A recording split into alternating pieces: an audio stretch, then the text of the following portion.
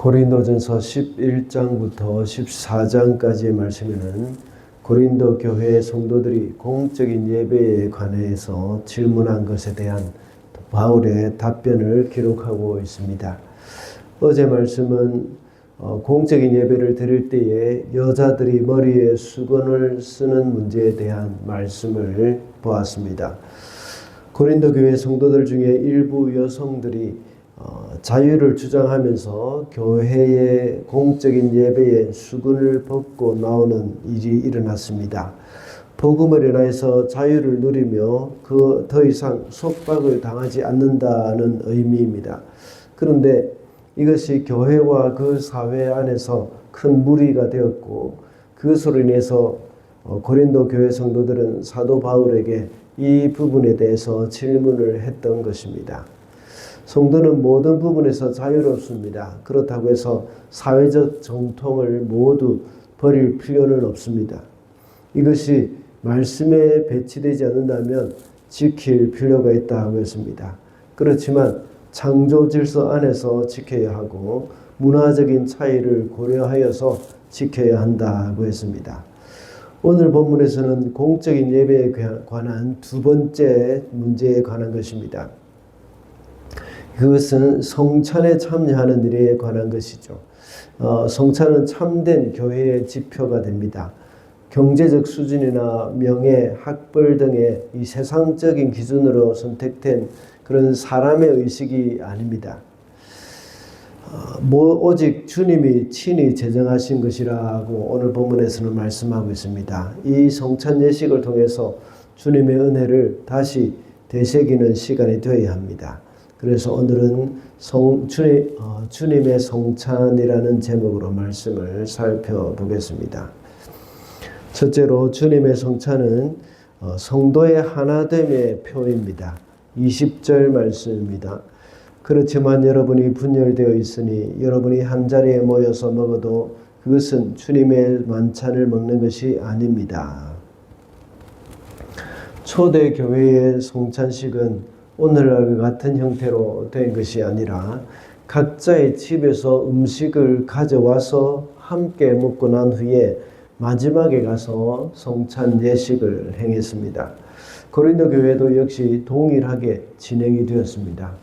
고린도 교회는 부유한 사람들과 가난한 사람들이 함께 있었다고 제가 몇 번 말씀드린 적이 있습니다. 그런데 부유한 사람들이 먼저 와서 자기들이 가져온 음식으로 먼저 식사를 나누어 버렸습니다. 부자들은 이미 그렇기 때문에 이제 배가 불렀고 또 취해 있었습니다. 그러나 늦게 온 가난한 사람들은 먹을 것이 없는 것입니다.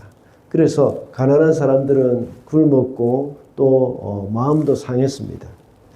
이렇게 해서 성찬의 본래적인 의미는 없어지고 부자와 가난한 사람들, 계층 간의 분열의 원인이 되었습니다. 성찬은 이런 분열이 있어서는 안 되고 오히려 하나됨이 있어야 합니다. 우리가 먼저 보았던 10장 17절에도 언급한 바와 같이 사람은 여러 명이라도 한 떡을 먹는 자들은 모두가 하나라고 했습니다.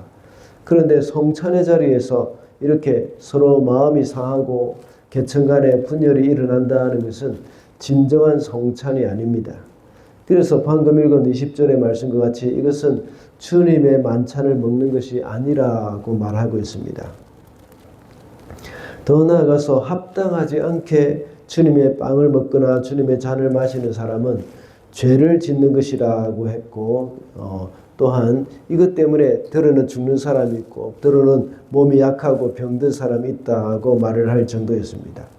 이것은 주님 앞에 거룩한 삶을 살지 못한 것과 함께 하나 되지 못한 부분도 역시 합당하지 않은 성찬이라고 할 수 있습니다.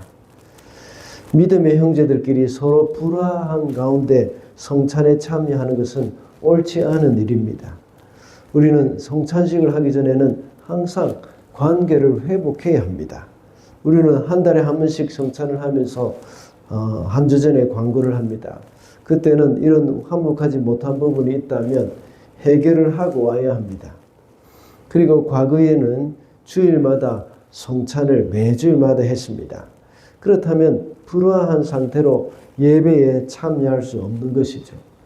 그래서 마태복음 5장 23절의 말씀과 같이 예물을 제단에 드리다가 형제에게 원망들을 만한 일이 생각나면 먼저 화해를 하고 와서 예배를 해야 한다는 것이 곧바로 적용된다는 것을 우리가 볼 수 있습니다. 이것이 또한 구약 제사 중에서 화목제에 속하기도 합니다.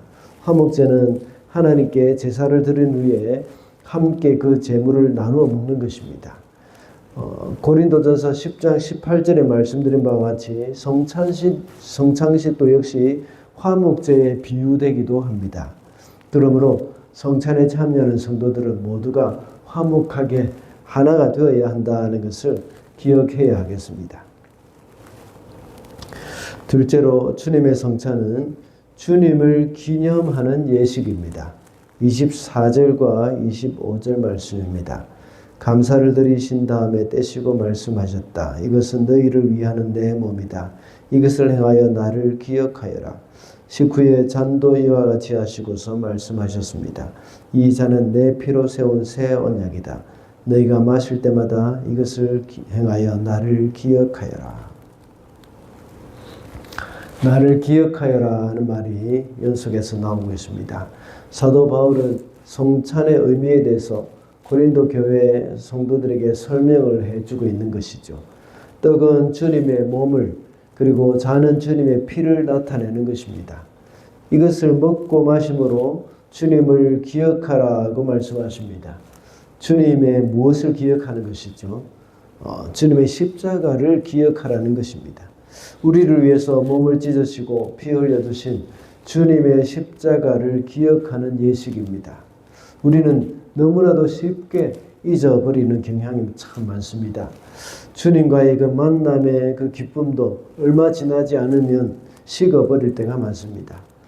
그리고 우리가 주님으로부터 받은 은혜도 금방 잊어버리고 또 식어버립니다.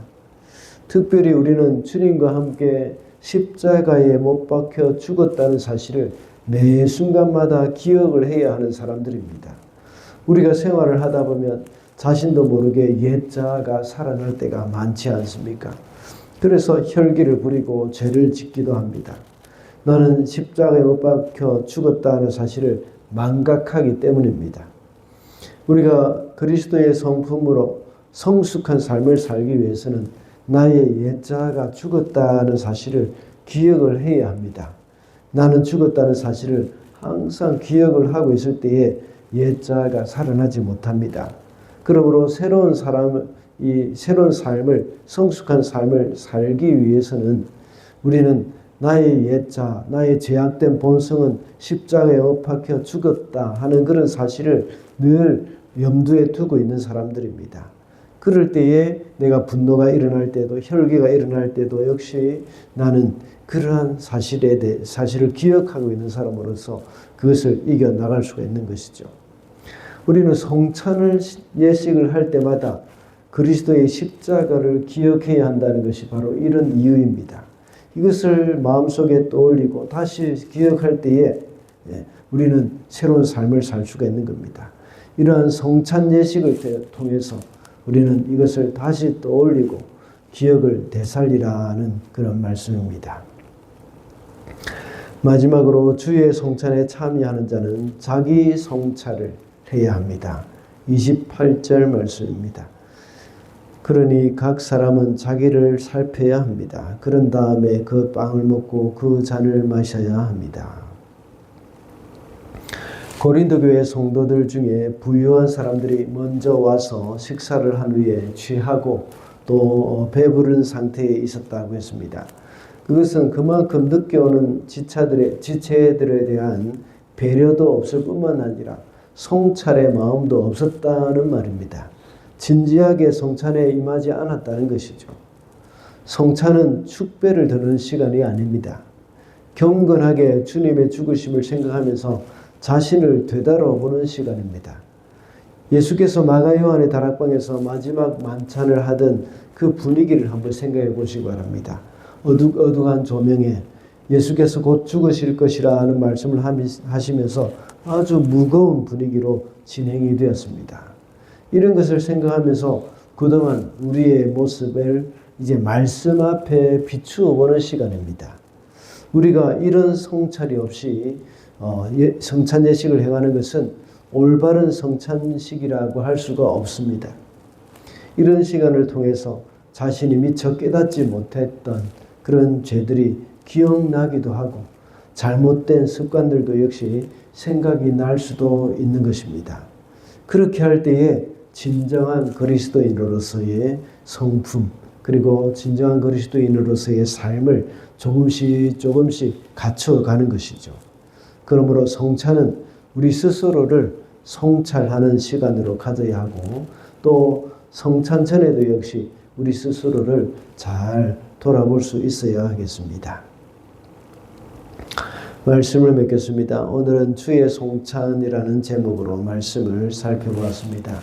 주의 성찬은 성도가 하나 되었다는 표이고 또 주님을 기념하는 예식이라고 했습니다.